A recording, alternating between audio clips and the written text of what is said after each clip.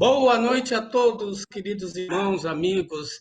Mais uma noite de encontro com o professor Walter Andrade, Caminho para a Iniciação. Professor Andrade, a palavra é sua. Boa noite a todos, ao meu irmão Carlos Nascimento, aos participantes do programa, do nosso encontro, né? Estamos aqui mais uma vez para conversarmos a respeito desse importante assunto que é o caminho para a iniciação, né? Sempre lembrando, né? Isso aí, todo encontro eu lembro, né? Rapidamente, o encontro é caminho para a iniciação. Quer dizer, jogar sementes para que as pessoas interessadas se interessem em seguir o caminho da iniciação. Aí o caminho da iniciação deve ser feito numa escola iniciática, né? Com base na filosofia transcendental cósmica, no conhecimento iniciático das idades, e nós sugerimos, como nós fazemos parte da Sociedade Brasileira de Eubiose, nós sugerimos, então, que aqueles que queiram vir serão bem recebidos, né? Esse contato pode ser feito pela internet, né? Agora, nessa fase, é tudo pela internet, né? E dizendo que, uma vez a pessoa aderindo, estabelecendo as bases e os contatos para fazer o caminho da iniciação, então, segue exatamente aquilo que o nosso augusto mestre, professor Henrique José de Souza, deixou estabelecido, né? Um caminho que segue rigidamente os princípios iniciáticos das idades, a tradição, como nós estamos falando, a tradição iniciática das idades. E a tradição iniciática das idades, né, como de acordo com o que ele nos indica, é feito através de três bases: o templo, a escola e o teatro. O templo, a atividade templária, que atualmente não é feito provisoriamente, não está se fazendo presencialmente, mas continuamos fazendo as atividades via online, né? Então, é o templo, a escola e o teatro. O templo, a atividade templária, a escola, onde se passa os conhecimentos da iniciação, né?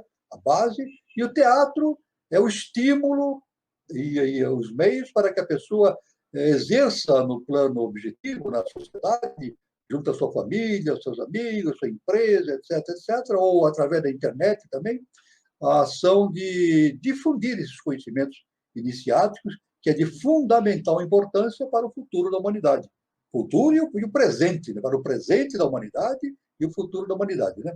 Eu só quero, mais uma vez, porque isso faz parte da minha função, dizer que existe um livro que eu lancei, né? Aurora dos Deuses no Braço de Ório, né? Lancei justamente em janeiro desse ano, e ele a pessoa pode adquirir no Amazon, né? Pode ser adquirido no Amazon fisicamente ou então por e-book. Então está à disposição aí. Quem quiser, é só entrar em contato com a Amazon, né? E pode adquirir. E agora, como está tudo, há uma tendência para a volta à normalidade, voltar ao que era, né? Gradativamente, né?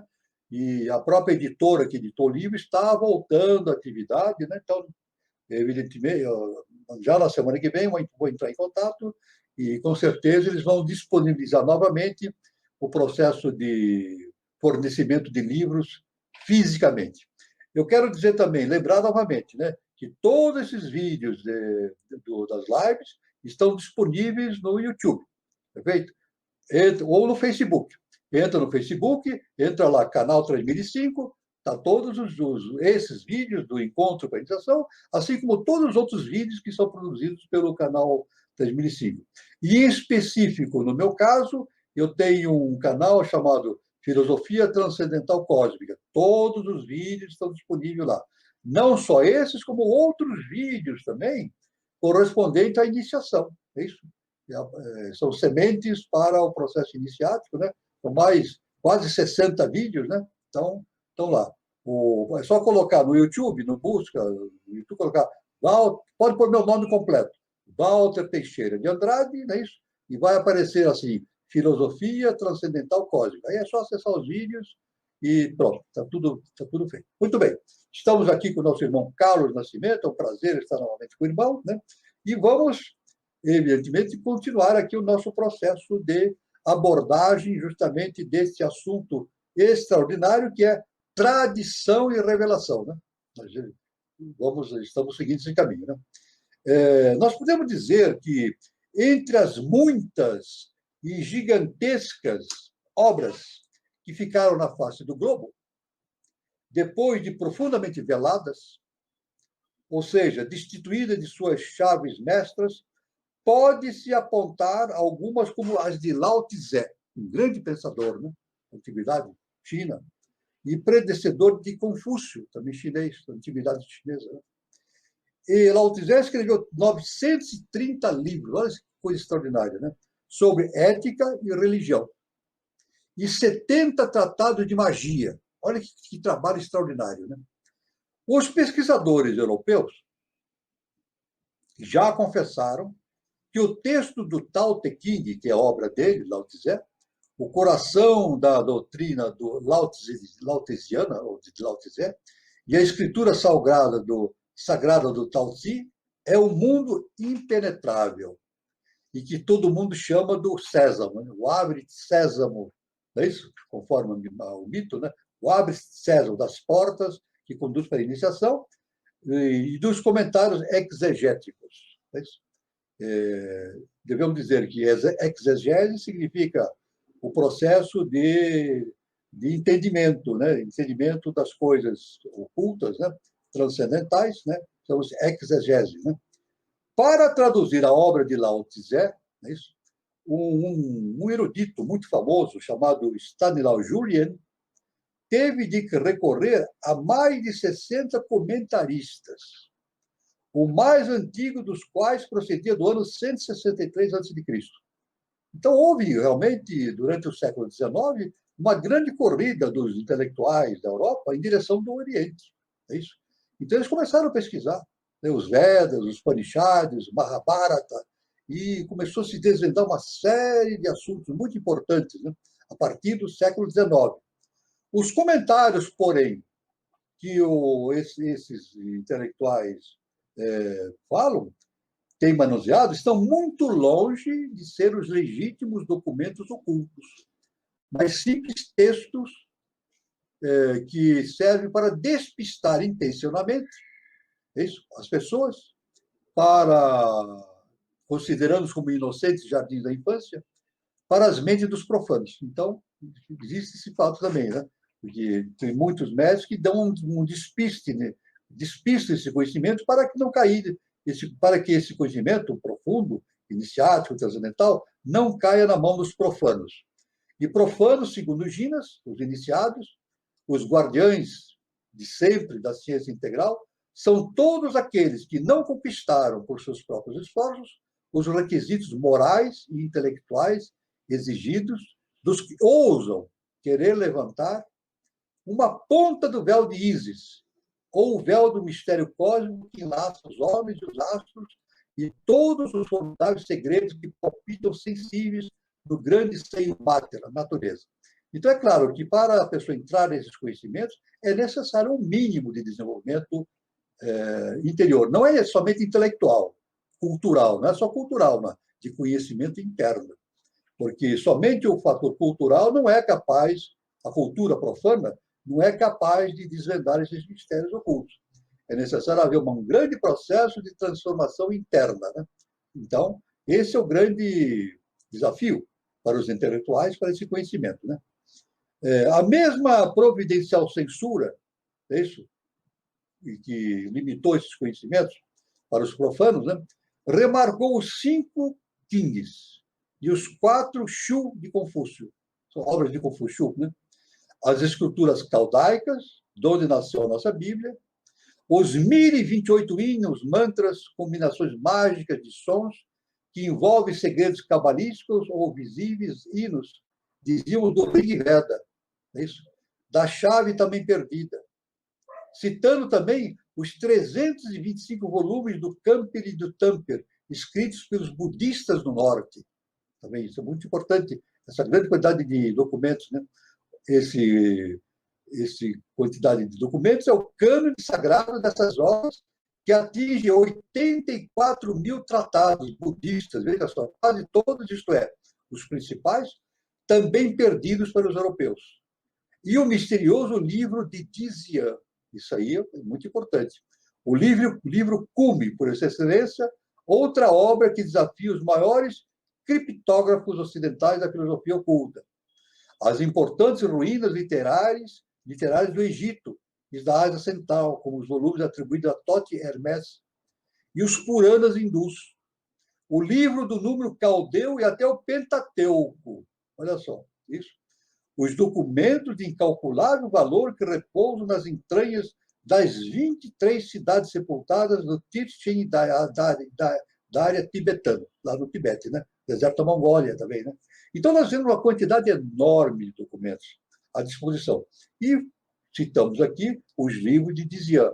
Nós sabemos que a Helena Petrovna Blavatsky teve essa honra, esse mérito e essa glória de, justamente na doutrina secreta, ela popularizar, trazer para o conhecimento público os livros de Dizian.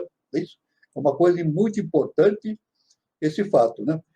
Nós podemos até dizer que Helena Petrovna Blavatsky ela começou no século XIX, né, esse processo de trazer em massa esse conhecimento do Oriente para o Ocidente. Por quê? Já falamos. Porque é função do Ocidente, como o Ocidente hoje tem o foco de luz do conhecimento.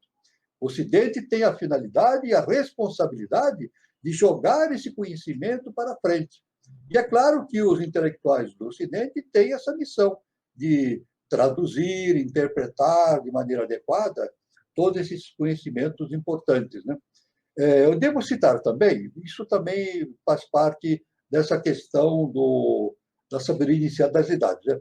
Assim como a HPB teve esse importante papel, né, em trazer esse conhecimento, HPB eu digo, Helena Petrovna Blavatsky, né, de trazer esses conhecimentos através da doutrina secreta, e falando dos livros de Dizian, né, nós também devemos recordar que o Allan Kardec, né, que foi o fundador do Espiritismo, que nós conhecemos, teve uma importante função também nesse processo de abertura desse conhecimento do Oriente para o Ocidente, né?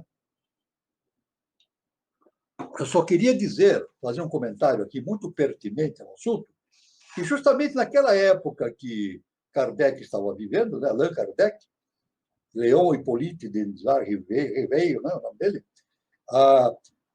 foi o boom do positivismo, né? Isso, com Augusto Comte. Então, houve uma grande expansão do conhecimento do positivismo. E, ao contrário dos iluministas, que não negavam Deus, já falamos, né? Os iluministas do século XVIII, XIX, eles não negavam Deus, eles apenas sugeriam e incentivavam que não se misturasse o dogma com a ciência. Isso, então, a ciência de um lado e a religião do outro, né? Não se entrechocando, mas respeitando cada um o seu ambiente. Mas os positivistas, do Augusto Comte, não. Eles foram mais radicais. Eles trataram o conhecimento geral como isento da presença de Deus. Então, de maneira geral, Deus não existe. Não, não. Tudo são leis naturais, não é isso? E tudo isso pode ser explicado através das leis da ciência. Ou seja, de maneira simples, todo fenômeno estudado pela ciência tem que ser posto numa bancada de ensaio e feito experiências, experimentações, estudos estatísticos, etc., para se concluir. É claro que, veja bem, como consequência disso, deu um grande ênfase no materialismo, né? O positivismo deu um grande ênfase para o materialismo no século XIX.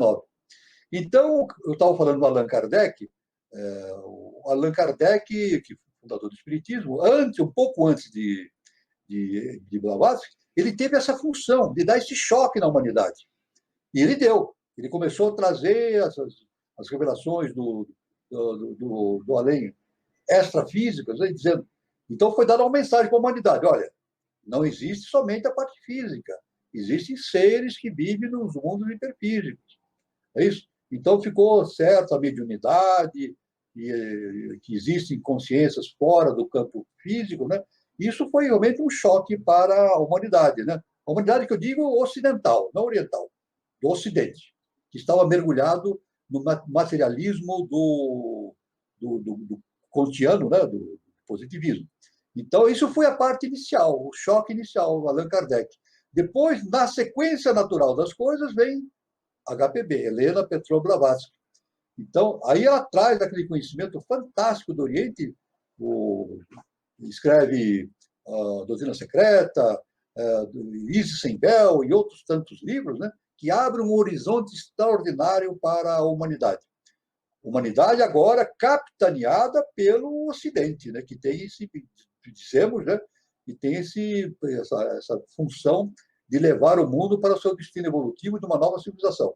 E como consequência também, nós falamos em nome da eubiose, né, como consequência também na evolução dessa questão que nós estamos tratando, que é justamente da tradição e revelação, veio o nosso augusto mestre, professor Henrique José de Souza, e dá continuidade a esse conhecimento de HPB, Helena Petrovna Blavatsky, fundando uma série de instituições, né, iniciais, e redundando depois, finalizando, no surgimento da Sociedade Brasileira de Eubiose.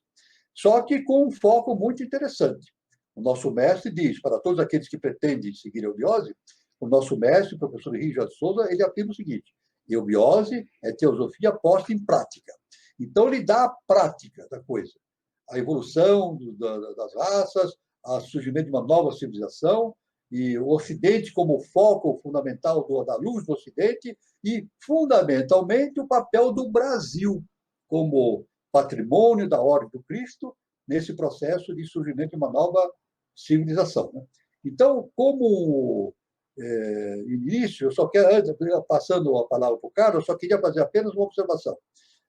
No século XIX, começou os próprios intelectuais, estudiosos dos assuntos transcendentais, começaram a pesquisar esses documentos, esses valiosos documentos que existem no Oriente. Né?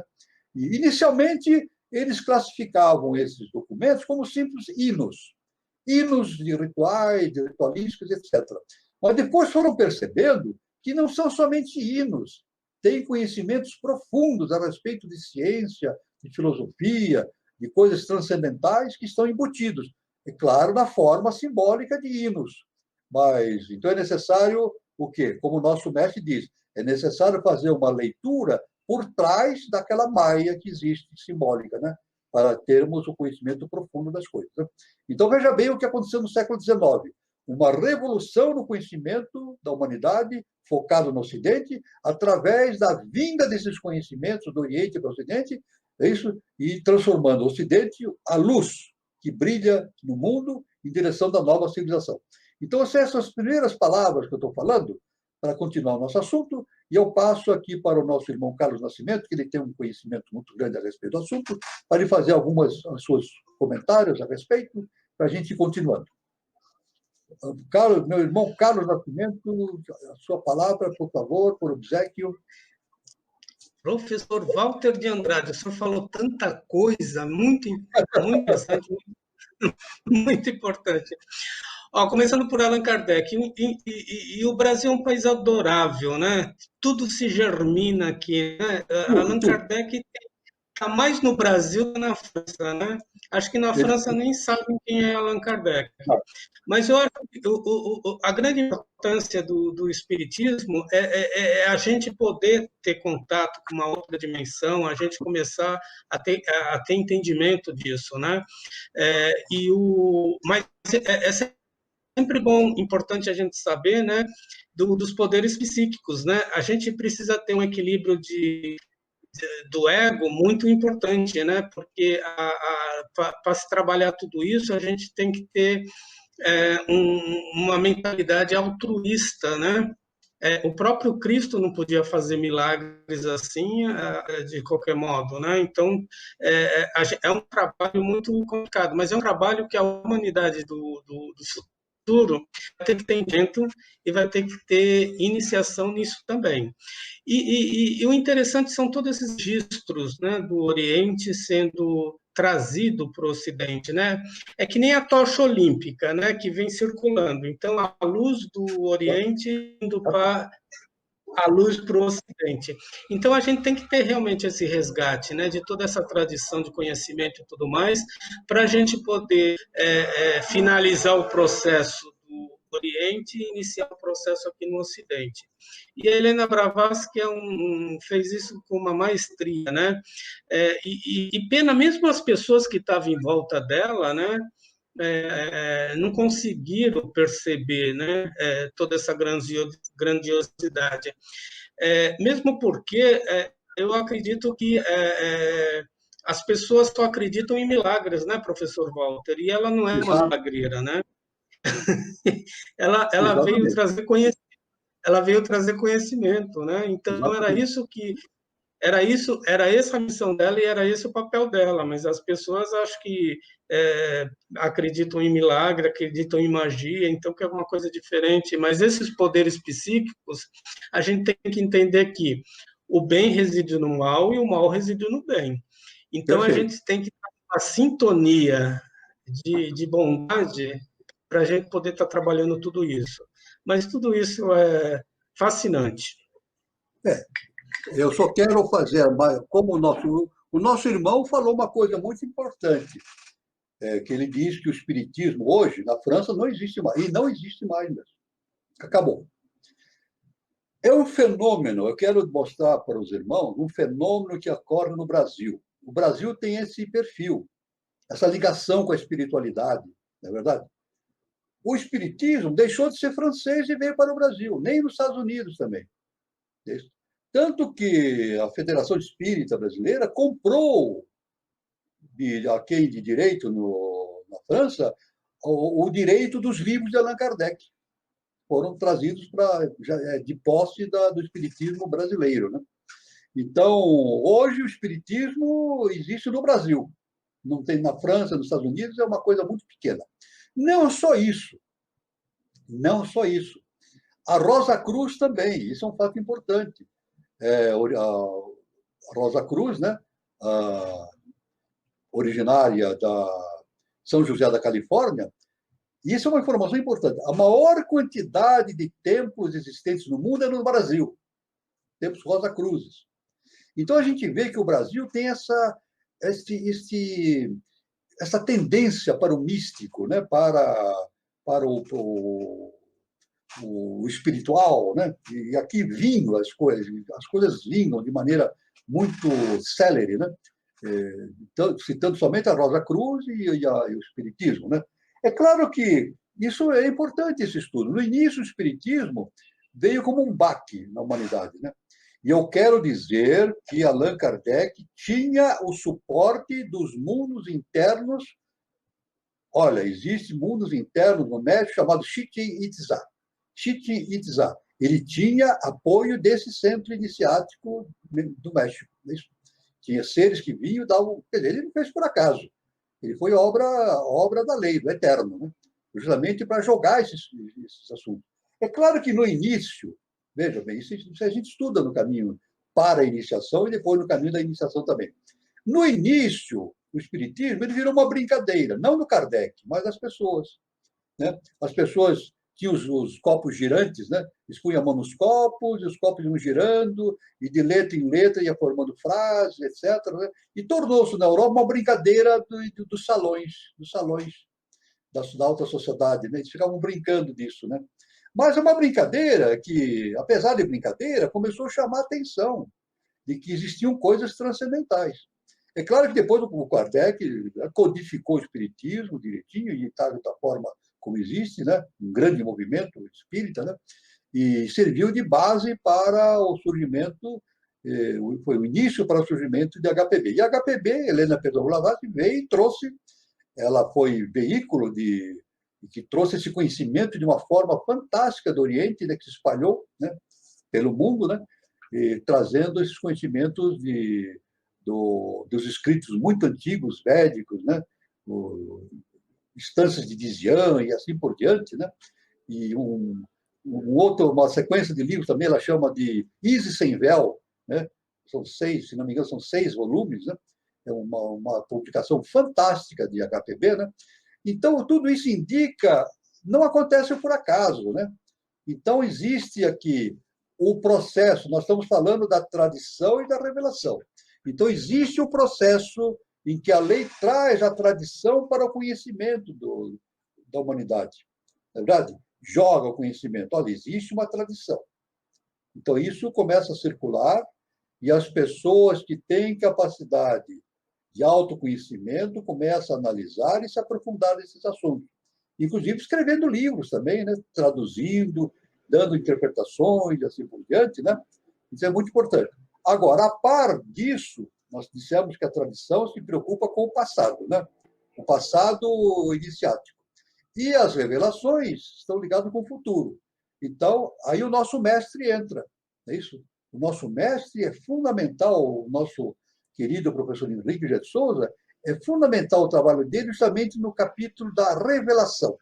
Então, ele joga o caminho para o futuro.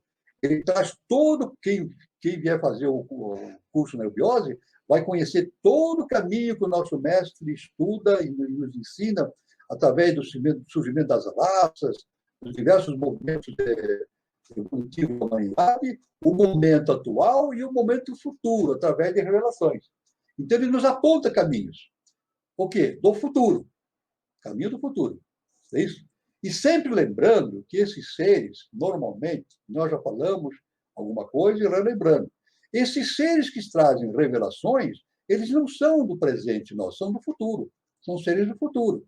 Então, eles vêm do futuro viver o nosso presente, que é o passado deles, trazendo essas notícias, essas projeções do que vai acontecer.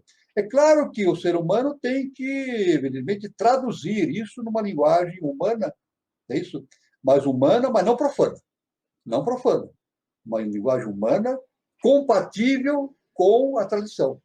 Então, essa revelação tem que ser traduzida e torná-la compatível com a tradição, para não ficar uma coisa sem nexo. Não é verdade? Porque, justamente, eu digo o seguinte, a revelação ela não é dada de forma clara, ela é dada de forma maiábica. Isso é muito importante para todos entenderem.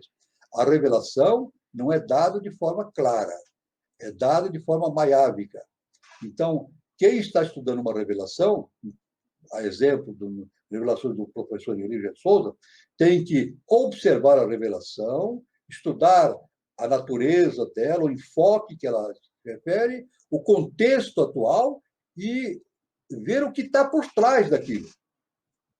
Na verdade, que o nosso mestre fala, existe a letra que mata e o espírito que vivifica. Mas Paulo de Tarso falava isso também, né? A letra que mata e o espírito que vivifica. Se a pessoa ficar só na letra, ela não vai chegar a lugar nenhum. Então, ela tem que ir e ver através do espírito que vivifica. Traduzir essa revelação de uma maneira superior. Agora, conforme nós falamos anteriormente, só existe uma maneira de se traduzir uma revelação, através do autoconhecimento. O estudo de uma revelação não é um conhecimento intelectual, acadêmico. Não. Não é um conhecimento intelectual acadêmico. A revelação não é algo que se põe numa mesa de laboratório para se estudar, né, com base na ciência acadêmica. De jeito nenhum. Porque entra a intuição, entra o autoconhecimento, entra o discernimento superior, átmico, isso. Entra a projeção do nosso próprio Cristo interno, nosso eu crístico, né? Para verificar a natureza dessas revelações. Então, isso é muito importante. Então, é por isso que é importante o caminho da iniciação, que é justamente o autoconhecimento. O autoconhecimento para que a gente possa estudar as coisas de maneira clara, objetiva. Sempre lembrando que, de maneira geral, nós podemos dizer que a religião é um conhecimento, a religião no sentido profano, né? É um conhecimento de massa. É isso? No mundo inteiro. Então, nós vemos as religiões no mundo inteiro, existem milhares, milhões de seguidores, né? Mas eles se atêm à letra, ao dogma. Eles vão repetindo aquilo que o dogma afirma, sem questionar, sem perguntar. Não é verdade? Ao compasso que no processo iniciático, da escola iniciática, não. Não é um conhecimento de massa, é um conhecimento de elite. Elite por quê? Uma elite econômica, social? Não, uma elite espiritual.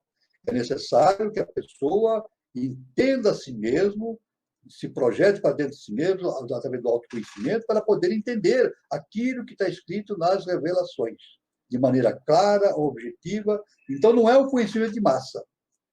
É evidente que aqueles que estudam a revelação através do autoconhecimento, ele tem a possibilidade de jogar sementes. Aí sim, ele vai semeando, vai jogando ideias para a população, é isso? De maneira também progressiva, para dar, sedimentando o caminho da humanidade para o conhecimento dessas verdades transcendentais. Então, e nós vivemos um momento muito importante na humanidade, que é justamente o terceiro milênio. O terceiro milênio é a porta aberta para o futuro, é isso? Nunca a humanidade passou por um momento tão especial, extraordinário como hoje, né? E justamente nos referindo à nossa raça atual, a quinta raça mãe, a raça ariana. Então, isso é muito importante. Então, isso são ideias que a gente vai jogando para a gente ver a importância que tem justamente o caminho da escola de iniciação para o entendimento dessas verdades transcendentais, né? Então, o nosso irmão Carlos Nascimento, se quiser aduzir alguma coisa, fazer algum comentário, isso é um assunto muito profundo, muito interessante, mas que é muito importante para todos os seres humanos, né?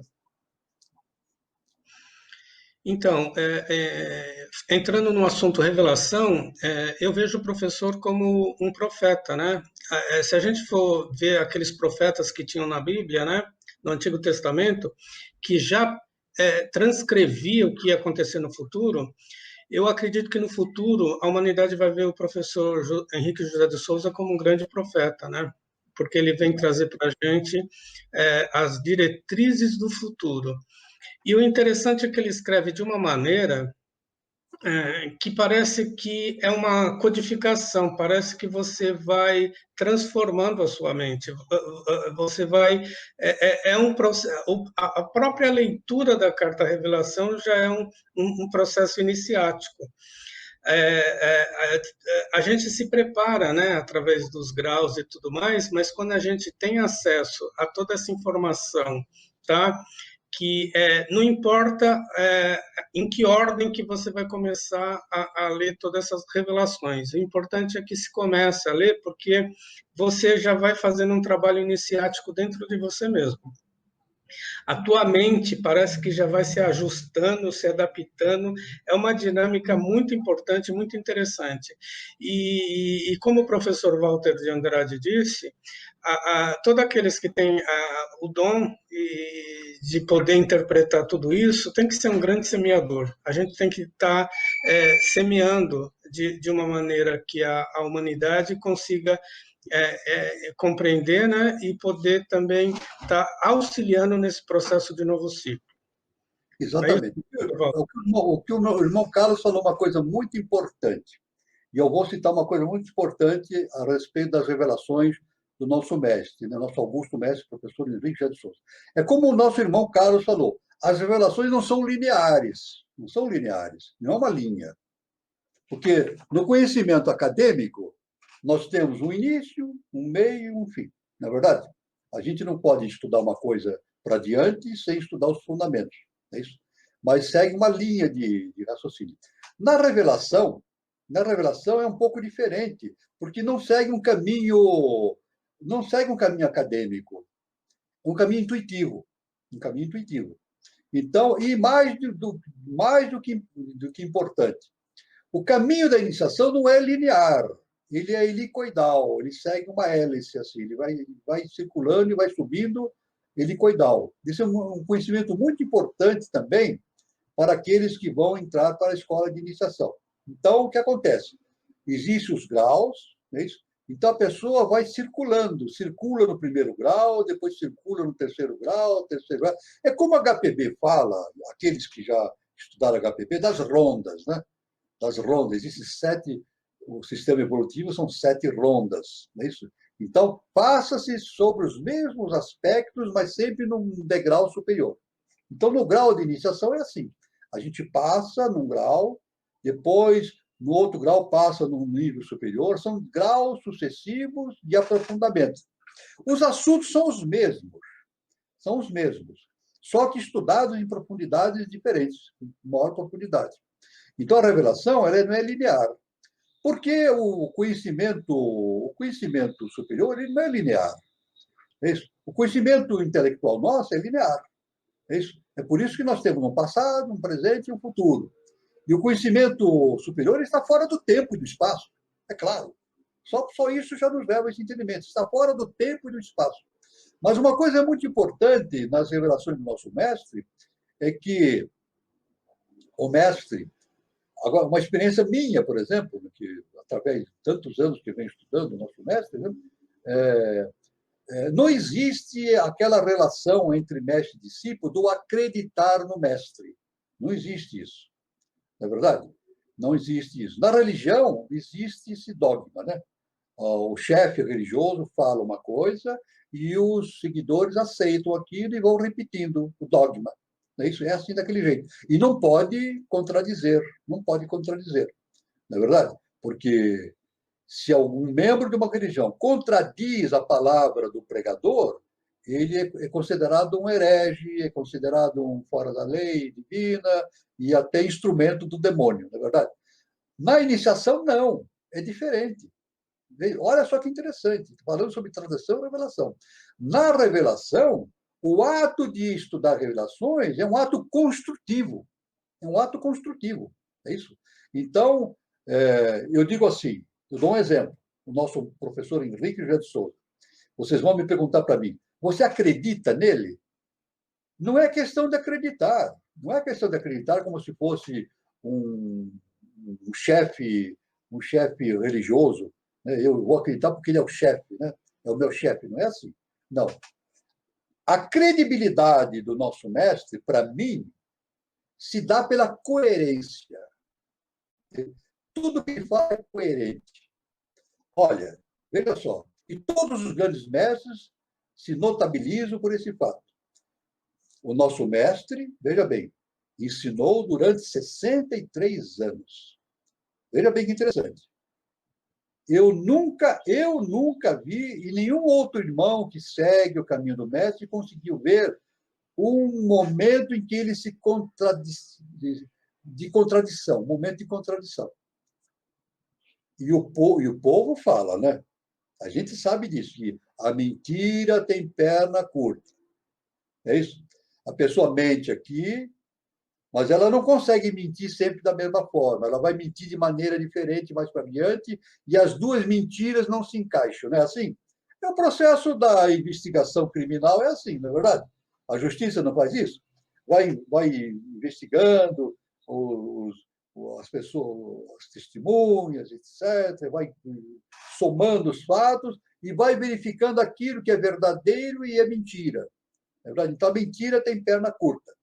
A mentira, se alguém fala uma mentira agora e de outra forma ele mente de maneira diferente, não se coaduna, aí vem a luz do dia, a natureza da mentira. Com o nosso mestre, não. Isso eu nunca consegui, e outros irmãos também não conseguiram isso. Durante 63 anos, ele seguiu uma linha absolutamente compacta, se coadunando todos os pontos, tudo. Então, a questão da relação de um discípulo com o mestre não é acreditar no mestre, é ter a credibilidade. Ele tem a credibilidade. Ele dá demonstração de que aquilo que ele fala é coerente. Ele não se contradiz. Então, isso é muito importante, essa questão importante que nós estamos falando. A não contradição, é isso, o Carlos Nascimento saiu um pouquinho, a não contradição. Isso é muito importante. Aliás, eu digo o seguinte, esse é um dos pontos importantes em que um aluno, um discípulo que quer seguir uma escola de tradição, é isso, para saber se a escola segue rigidamente a tradição, ele deve verificar a coerência dos fatos. A coerência dos fatos. Porque o mestre ele não se contradiz. Se a gente pegar Jesus Cristo, Siddhartha Gautama, Krishna e todos os grandes mestres, o nosso professor também, não há contradição. Uma outra coisa importante que eu quero dizer, eles falam simples, que nem o nosso irmão Carlos Nascimento falou, né? Ele, de maneira bem simples, de maneira popular, eles não enrolam. Não enrolam. Quer dizer, eles não põem palavras e mais palavras, né? Porque na ciência acadêmica, no mundo intelectual, a gente sabe disso.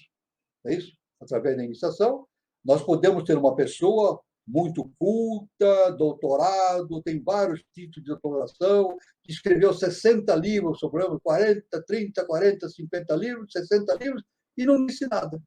Ficou rodando, rodando, rodando, sem sair do lugar. Inclusive, o nosso mestre fala. O nosso mestre deixou um ensinamento simples, simples, simples, de enorme verdade. Ele diz: a pior rotina é a rotina intelectual. O indivíduo intelectualmente vai rodando, rodando, rodando e não sai do lugar. Nós vamos entrar isso normal, mais para frente sobre essa questão toda. Mas estou jogando semente justamente analisando o aspecto transcendental da revelação, né?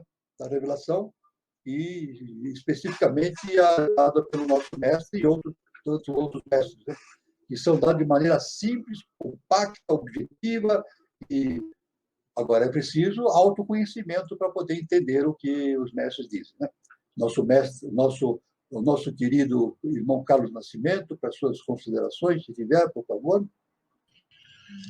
Então, é que nem isso que o professor Walter de Andrade falou, né? O nosso mestre JHS, ele trabalha num processo de 63 anos, né? De 1900 até 1963, e ele não cai em contradição, né? Então, Exatamente. uma coisa está vinculada à outra, né? E mesmo que a gente busque pesquisar em outras fontes, né, que nem Helena Blavatsky, a gente for buscar nos livros das tradições orientais, a gente vai ver que existe uma concordância com tudo isso. Então, tudo isso realmente é um trabalho de finalização do Oriente e de início, né, de um trabalho para o novo ciclo, para o novo milênio, né, para o novo milênio da Era de Aquários. Não é isso, professor? Também, eu digo também que o nosso mestre não se contradiz consigo mesmo, mas não entra em contradição com o Blavatsky, por exemplo, ele segue a linha. Não.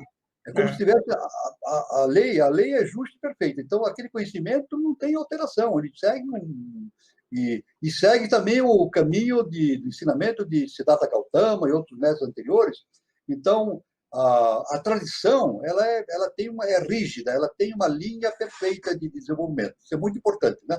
Tudo bem? Então, é isso que nós falamos, e nós vamos continuar falando a respeito do foco, né?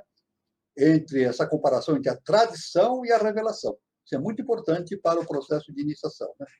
Agora, com esses fatos e muitos outros que vieram se impondo esmagadoramente, né, para o Ocidente, desde 1820, século XIX, a positivista ciência europeia mantém-se de pé na tradição arcaica, de pé não aceitando a tradição arcaica, quanto à existência da ciência-religião difundida por todo o mundo antigo e pré-histórico como uma revelação primitiva dos augustos patriarcas da raça humana, os rishis. Então, a ciência realmente não tem nenhuma ligação com isso, e nega isso, né? Aliás, não querendo criticar Augusto Comte, ele foi um grande pensador, fundador do positivismo, mas é necessário a gente falar isso, né? Pelo lado ele foi um grande pensador, o positivismo tem os seus méritos, etc., né? Mas, com relação a essa questão da divindade, do conhecimento transcendental, ele se equivocou. Isso foi um grande equívoco dele na sua doutrina, né? Inclusive, ele fala, né? Ele diz que o mito, como nós entendemos, é a infância da humanidade. E não é. O mito não é a infância da humanidade. O mito é a base do entendimento. Agora, é necessário pegar o mito, existe o mito caldaico, o mito egípcio, o mito romano, toda a mitologia está presente em todo o desenvolvimento da civilização. É necessário pegar essa mitologia, que é dita de maneira simbólica, e estudar ela de maneira profunda. Estudar por trás do mito a realidade que existe, né? Então, esse conhecimento não é um conhecimento acadêmico. Precisa muito autoconhecimento, intuição e percepção das verdades cósmicas superiores, né? Então, isso é muito importante. Mas a ciência acadêmica vai atingir esse ponto. Inevitavelmente, a ciência acadêmica positivista vai chegar a um ponto em que ela vai ter que corrigir o seu rumo e entrar nesse caminho da sabedoria cósmica, né? A ciência sagrada, assim chamada por motivo da sua insuperável excelsitude e ilimitado domínio do mundo das causas, foi rigorosamente subtraída aos homens, não por fanatismo egoísmo, por fanático egoísmo, mas atendendo às razões da mais equilibrada sensatez, pois seu conhecimento completo faculta o manejo de tremendas forças cósmicas, e o mundo, evidentemente, ainda não está preparado para que se lhe confie tamanhos segredos. Olha só que importante essa questão, né? Espantosos poderes, tanto aplicáveis para o bem como para o mal, dependendo apenas da índole dos seus detentores, e, portanto, arma perigosíssima que jamais será confiada a uma humanidade tão cruelmente antifraterna como a nossa. Nós sabemos que a fraternidade na humanidade ainda tem seríssimos problemas em questões da fraternidade, né? Dominada por paixões, a humanidade dominada por paixões, e só por si capaz de armar panoramas com o que defrontamos na trágica hora que passa. Então, é importante, dentro da tradição, né, existe um trabalho dos mestres para espalhar a tradição, conforme nós citamos, mas existe também um cuidado muito grande dos mestres para que essa tradição, esse conhecimento transcendental, não caia em mãos erradas. Então, é um trabalho muito difícil dos mestres, né? Não para transmitir o conhecimento, mas preservar a humanidade desse fato perigosíssimo, que esse conhecimento caia na mão de seres sem o preparo espiritual necessário, né? Tanto que é verdade, só quero fazer agora mais uma coisa importante, quando a pessoa entra numa escola de iniciação, a exemplo da eubiose, a eubiose, como uma escola de iniciação, não é simplesmente um curso. Não é um curso que a pessoa faz, são 4 níveis, né? E mais um quinto, que é o chamado série interna, né? Não é um curso que a gente tira um diploma, não é isso. É, na verdade, uma preparação interna para que a pessoa se habilite cada vez mais a entender as questões da ciência universal. Agora, em contrapartida ao conhecimento que lhe é oferecido, e é exigido também, é exigido isso, que haja um compromisso através de juramento para que o iniciando, aquele que está fazendo o curso, se comprometa perante Deus, perante a ciência, a divindade, perante a si mesmo, de utilizar aqueles conhecimentos somente para o bem da humanidade. Isso é muito importante na escola iniciática. Aliás, o nosso mestre, né, o nosso mestre Jesus, o Cristo, ele falava isso, né? Não jogueis pérolas aos porcos. Não é verdade? Ele falava muito de maneira bem popular, bem simples. Ele falou: não jogueis pérolas aos porcos. Por quê? Porque, evidente, os porcos, como um animal que vive na lama, ele vai pegar aquelas pérolas e vai jogar na lama. Não é verdade? Então, não. Essas pérolas que nos são oferecidas pelo conhecimento iniciático devem ser mantidas, preservadas e os conhecimentos seguidos dignamente, com todo o respeito e toda a obediência aos princípios da fraternidade universal e assim por diante. Então, o caminho, realmente é um caminho difícil, não é fácil o caminho da iniciação, o que exige do indivíduo um preparo não somente intelectual, mas interno, de autoconhecimento, para que ele se modifique e utilize aqueles conhecimentos para o progresso da humanidade, né? Então, é claro que o maravilhoso tesouro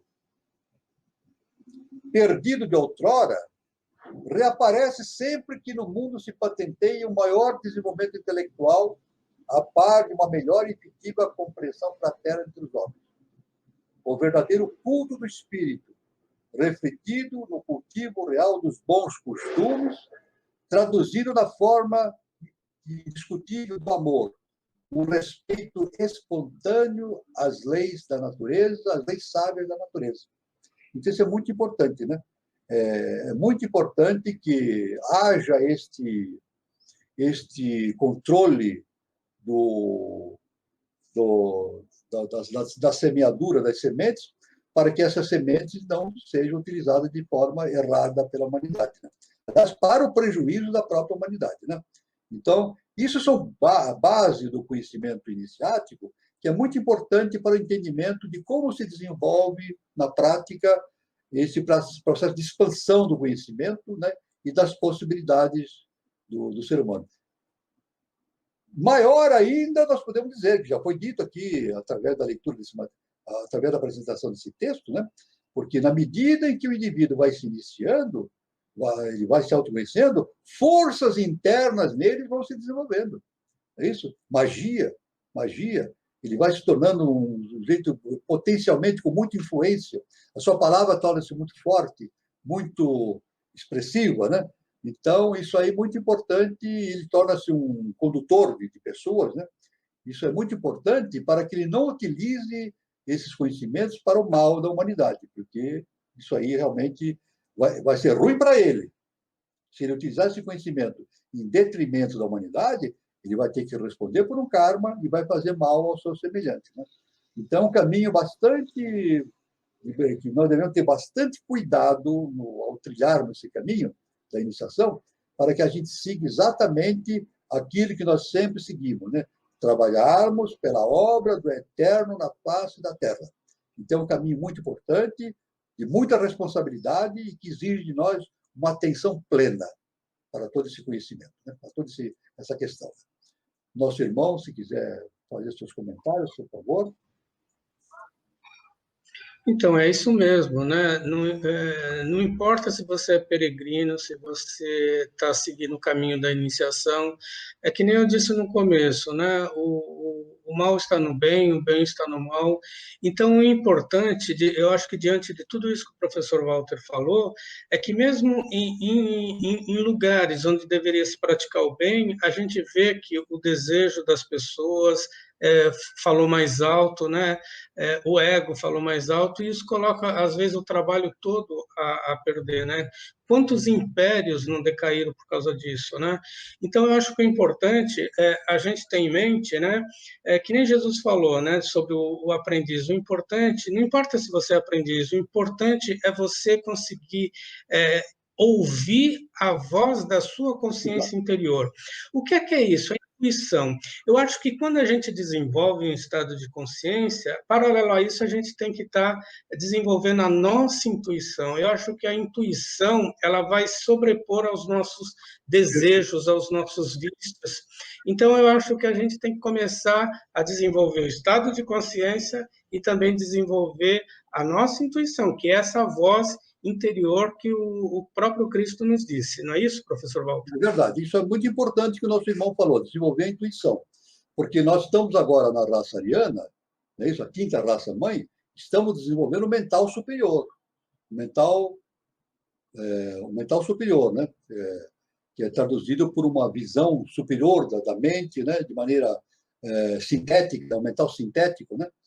E, além disso, paralelamente, estamos desenvolvendo também, agora na quinta raça mãe, e isso vai se desenvolver progressivamente, a intuição, que é chamado Buddhi, né? A visão búdica, né? A intuição.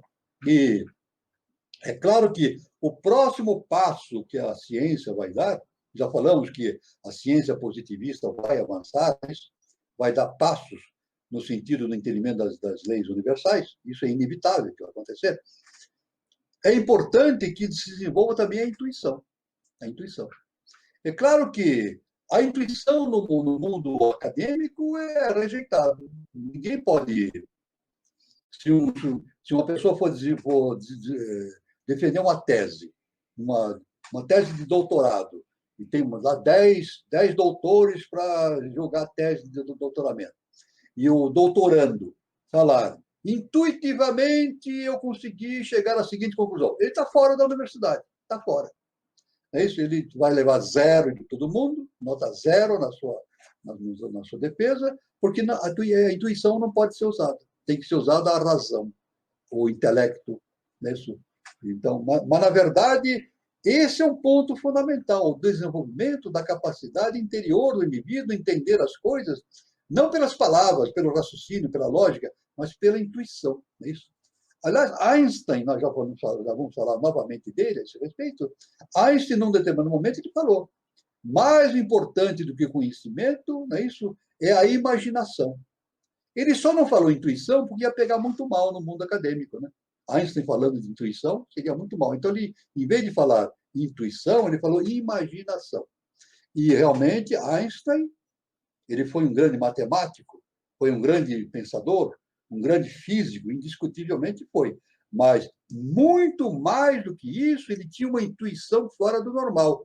A intuição dele estava fora do tempo. Estava fora do tempo. Ele estava para lá do tempo, do nosso tempo. Ele viu o futuro, né? Quarta dimensão. Nós estamos em três. Nós imaginávamos estar em a física newtoniana. A física newtoniana, 3 dimensões. A mecânica de Newton, 3 dimensões. Ele jogou para a quarta dimensão. E muito mais ainda. Não parou por aí. Hoje a física quântica já está ultrapassando isso, a quarta, já está falando de quinta, sexta, sétima dimensão. Não a maneira que fala a ciência iniciática, né? Mas de maneira... a teoria das cordas, né? Imagino que são 10 níveis de manifestação do universo, né? E o 11º é o tempo, né? Então, já a física quântica já está dando um passo extraordinário para essa abertura de entendimento. É o terceiro, como nós falamos, o terceiro milênio. O terceiro milênio é a expansão desse conhecimento, né? Junto ao futuro, né? E nada mais do que relembrarmos o nome do canal que dá suporte para esta live, né? Canal 3005. O nosso mestre diz que no ano 3005 a humanidade deve atingir, conforme o plano cósmico, uma consciência extraordinária de entendimento cósmico. Daqui a 1000 anos, um pouco menos que 1000 anos, né? Entendendo, vai entender isso tudo de maneira cósmica. Isso é inevitável. A evolução é inevitável. Pode haver calços, pode haver desvios momentâneos, recuperações, correções, isso acontece através do karma, etc., mas a evolução é inevitável, não tem como escapar dela, é isso? Não tem como escapar dela. Então, nosso mestre, justamente falando da revelação, ele nos dá essa previsão no futuro, 3005, né? E ele diz que depois de 3005 ocorrerão mais 10.000 anos de uma evolução extraordinária da humanidade, alcançando patamares inimagináveis para o nosso mundo atual. Agora, como o nosso irmão falou, a intuição é importante. E o cientista, logo, é isso, dentro eu logo digo no terceiro milênio, né? Que para a divindade não existe tempo, né? A gente fala em 1000 anos, mas para a divindade é um piscar de olhos, é um estalar de dedos, né? Isso aí, 1000 anos. Um estalar de dedos, né? Então, inevitavelmente, o cientista vai ter que caminhar por um caminho da intuição, é isso? Agora, veja bem que interessante. Aí o positivismo vai ter que se reavir os seus conceitos, vai ter que se adequar, reequacionar os seus fundamentos, porque vai ser necessário que o cientista tenha um entendimento de que a intuição é básico para o progresso da ciência. Ele vai ver os fenômenos não como numa proveta, numa bancada de trabalho de laboratório. Ele vai sentir dentro dele mesmo o fenômeno universal. Ele vai participar. A intuição, e depois a contemplação, né? A intuição no plano búdico, né? E no plano átmico, que é o plano maior da tríade superior, tem a contemplação. Na contemplação, então, não existe mais o estudioso, quem estuda e o objeto. Não, eles dois se fundem. Então, a pessoa entende o objeto porque ela se incorpora aquele objeto dentro dela mesma, ela entende aquilo no seu âmago, intrinsecamente. Então, esse é o caminho da humanidade. Como o nosso irmão falou, o desenvolvimento da intuição. E isso é fundamental para que isso aconteça. E eu até brinco, né, quando eu dou aulas para os alunos, né, dos aulas que eu ensino, né, eu digo que nós temos o nosso plano, né, que é o quaternário, o nosso mundo objetivo, né, é a quarta coisa, e nós temos uma quinta coisa, que é justamente o segundo trono. Já falamos através de lives, aí vamos falar novamente, o segundo trono, né, que justamente é a consciência superior, né, akáshica, né. Então eu digo, até brinco, digo assim: para que alguém faça leituras akáshicas, é necessário que ele seja um adepto, no mínimo um adepto. Ele atingir o entendimento do akasha, né, das coisas do akasha. E no akasha não existe tempo e nem espaço. Ele vê a história, vê o tempo de uma maneira sintética, abrangente, né? Que para ele não tem segredos uma caixa. Ele consegue visualizar tudo. Mas é necessário que ele se torne um ser super-humano, desvinculado das limitações humanas. Não é verdade? Então, agora a brincadeira que eu falo, né? Brincadeira de maneira jocosa, né? Mas que eu acho que vai acontecer, vai. No futuro, numa universidade futura, é isso? Vai ter um departamento, o departamento vai se chamar Departamento de Pesquisas Akáshicas. Isso vai existir, é isso? Ou seja, os alunos vão participar das aulas e os mestres vão ensinar esses alunos a como fazer leitura no Akasha, como se interagir com os conhecimentos superiores, do segundo trono, etc. Então, isso aí no futuro já mais distante, em que a ciência vai tomar um desenvolvimento extraordinário, né? E não somente a ciência física, no sentido físico, né? Mas no sentido da ciência superior, ciência cósmica, né? O ser humano vai atingir uma magnitude de consciência cósmica extraordinária. Então, nosso irmão Carlos Nascimento, se quiser fazer as suas considerações a respeito desse assunto fantástico, né? A gente começa a falar, fantástico, mas vai fluindo, né? É uma maravilha, né? E antes de falar uma coisa, eu queria agradecer a participação de todos. Tem gente do Brasil e do mundo inteiro aí prestigiando a gente, de norte a sul, leste a oeste, oriente a ocidente. Eu quero agradecer a participação de vocês e avisar que quem não é inscrito ainda no canal 3005, faça a sua inscrição, Facebook, YouTube, viu? Lá estão registrados todos os programas, aí vocês podem assistir ao momento que vocês acharem mais oportuno. E o Eduardo Nunes de Carvalho, ele fez uma indagação aqui, professor Walter. Aderir a uma escola iniciática requer um compromisso, né? Um compromisso. Muito grande, né? Busca de autoconhecimento e sabedoria no uso deste conhecimento em prol da humanidade, exatamente, de Deus. Então, a gente tem que ter essa consciência altruísta, né? Nada é para a gente só, né? Tudo é coletivo, tudo tem que ser somado, tem que ser compartilhado. E o Eduardo também faz uma pergunta, professor Walter, para nós dois, né?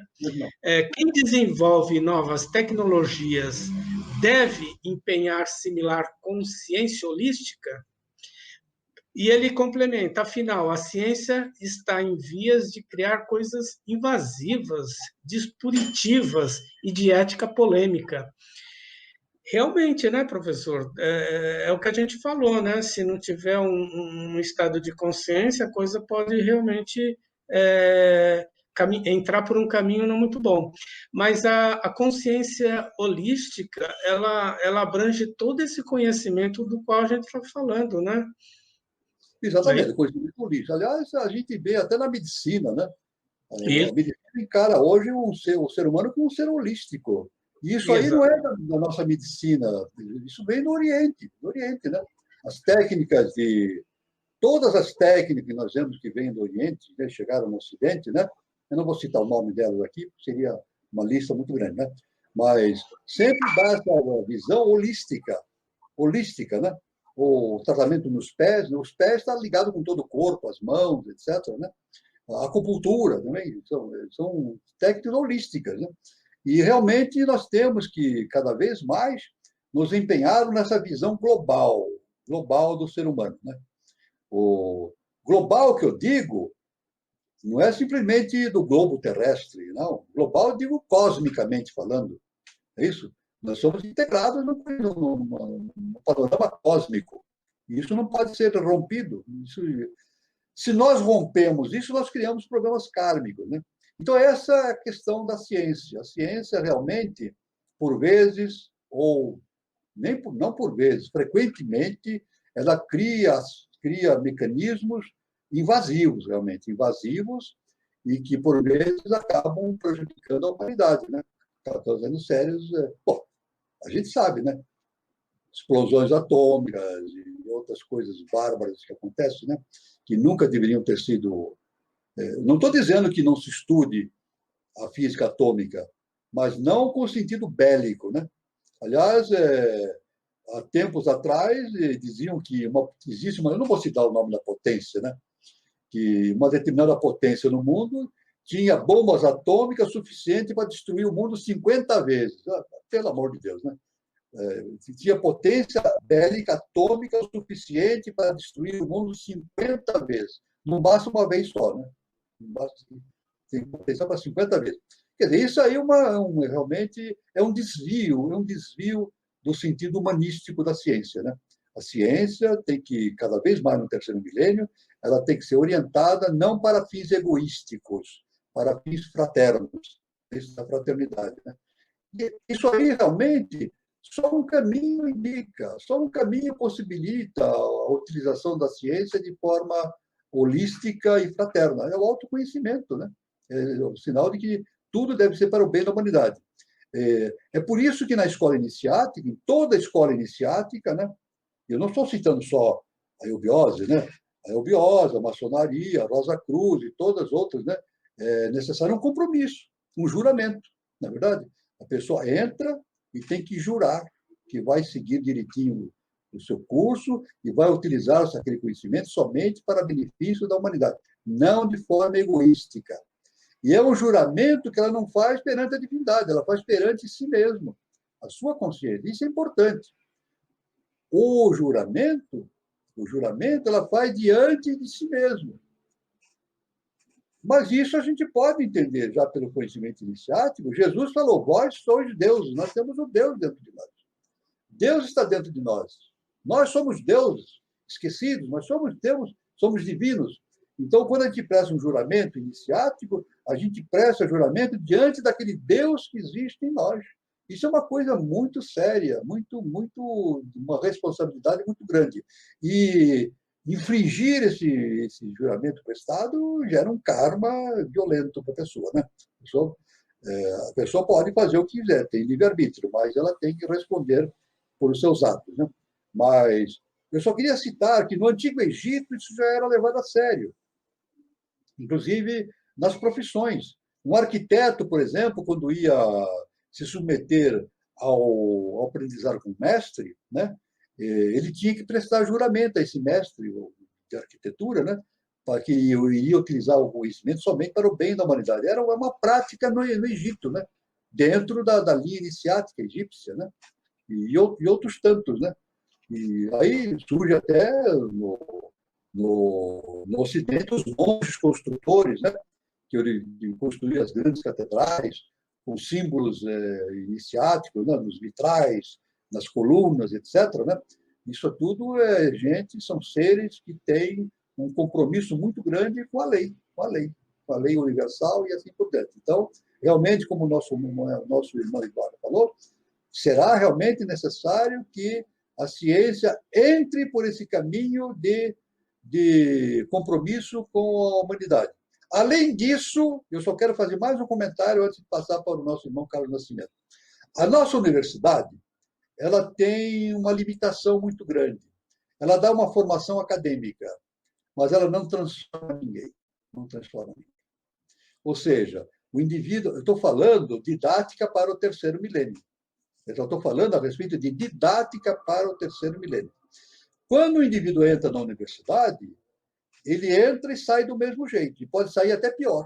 Pode ser até pior, porque as ideias vão vindo, ele vai se influenciando com aquelas ideias e pode surgir um pensamento egoístico, etc, etc. Então, no futuro, nas universidades, vão dar prioridade não somente para o conhecimento acadêmico, intelectual, mas também para a transformação do ser humano. Isso vai ser uma coisa muito importante nas escolas do futuro. E espero que não seja um futuro tão distante assim, que nós tenhamos essa escola mais próxima possível dos nossos tempos, né? A transformação interna do indivíduo, dando o foco fundamental de que a ciência ela tem que ser usada de maneira humanística, fraterna, amorosa, isso para o bem da humanidade, né? Sempre para o bem da humanidade, para o bem de todos, né? Então, essa pergunta do nosso irmão Eduardo foi preciosa para que a gente pudesse estabelecer esses pontos importantes nesse raciocínio em que nós estamos estudando a tradição e a revelação. Não para por aí, nós temos um longo caminho ainda pela frente para estudar esses assuntos de enorme importância. O nosso irmão Carlos Nascimento, se quiser fazer mais algum comentário. Então, eu gosto muito do Einstein, né? E o Einstein ele já deu um sinal de que a ciência vai ter que se aproximar de tudo isso, não tem jeito. Eu acho que nesse novo milênio a ciência vai caminhar junto com tudo isso, né? Como dizia o nosso mestre JHS, o que está em cima está embaixo, e o que está embaixo está no meio. Nós fazemos parte desse universo todo, então não tem como não ter essa visão globalizada de tudo isso. Eu também queria falar dos grandes seres, inclusive dos grandes escritores. Eu admiro Fernando Pessoa, admiro Carlos Drummond de Andrade.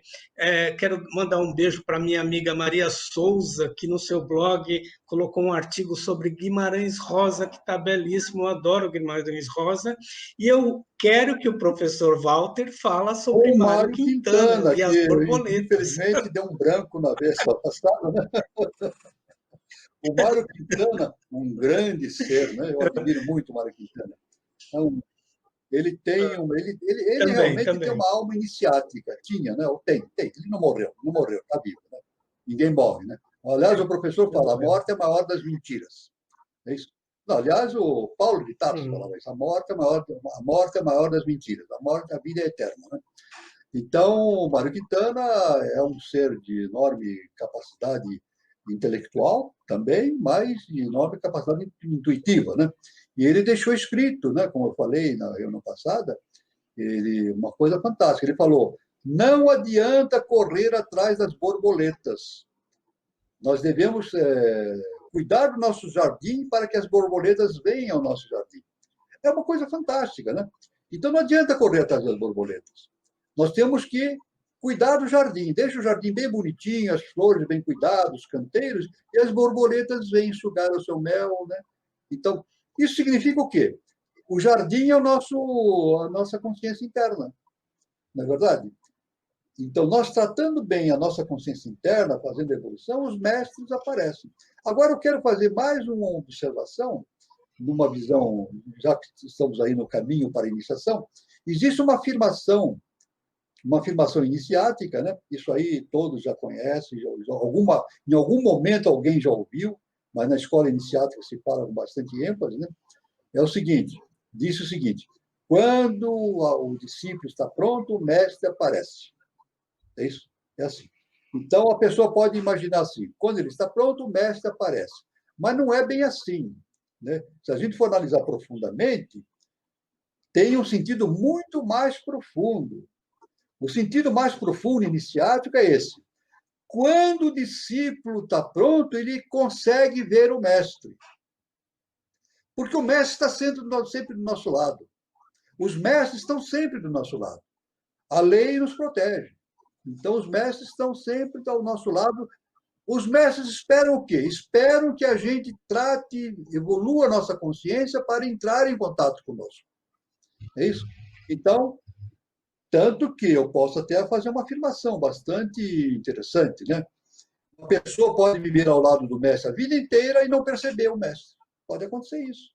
Uma pessoa vive ao lado do mestre a vida inteira e não consegue perceber o mestre. E isso aconteceu com Helena Petrovna Blavatsky. Não é isso?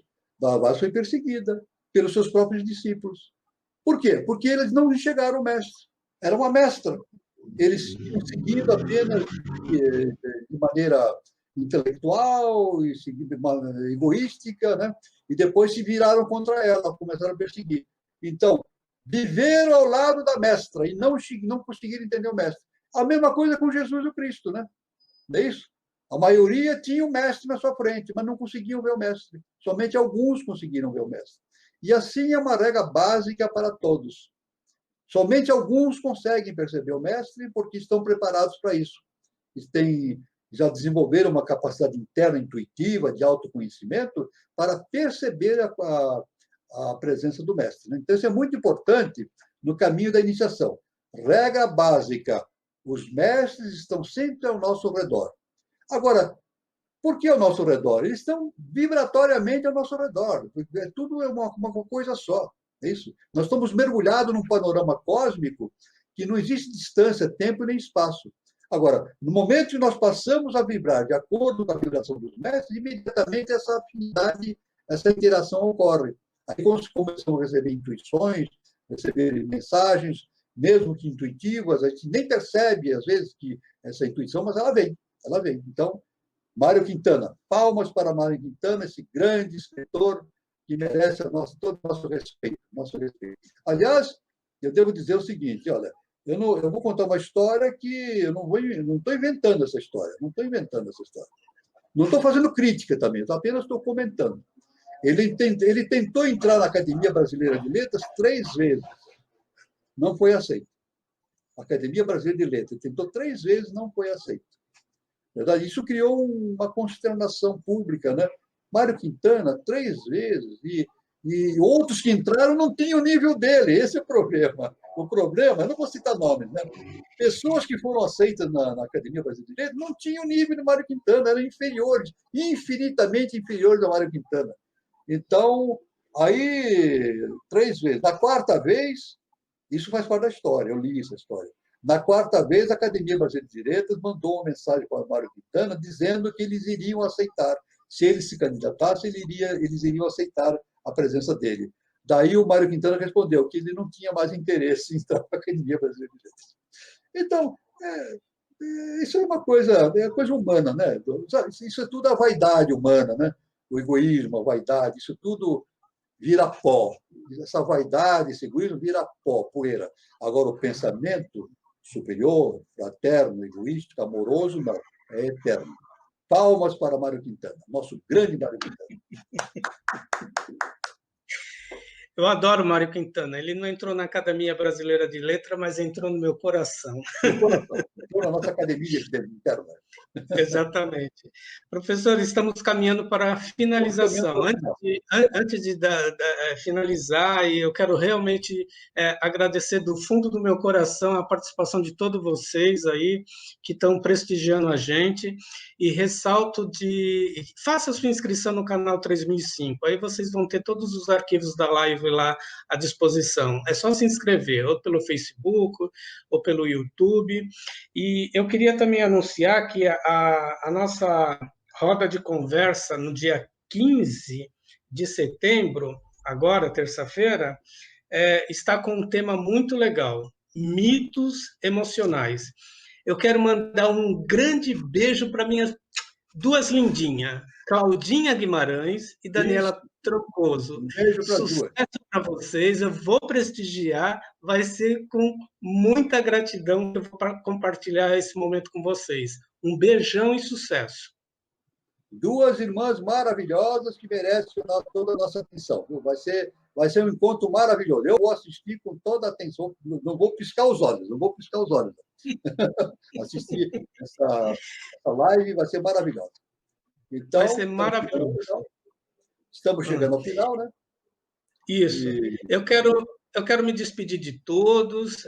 Uma boa noite para todos vocês, tá? Espero ter contribuído com esse semiar, né, de sabedoria fornecido pelo professor Walter de Andrade. Boa noite a todos. Eu também quero agradecer a todos pela presença, ao nosso irmão Carlos Nascimento, ao nosso irmão Alain, que é o técnico, né, da parte de informática, um trabalho maravilhoso que ele faz. E a todos, como sempre eu falo, para finalizar, luz, paz e amor para todos.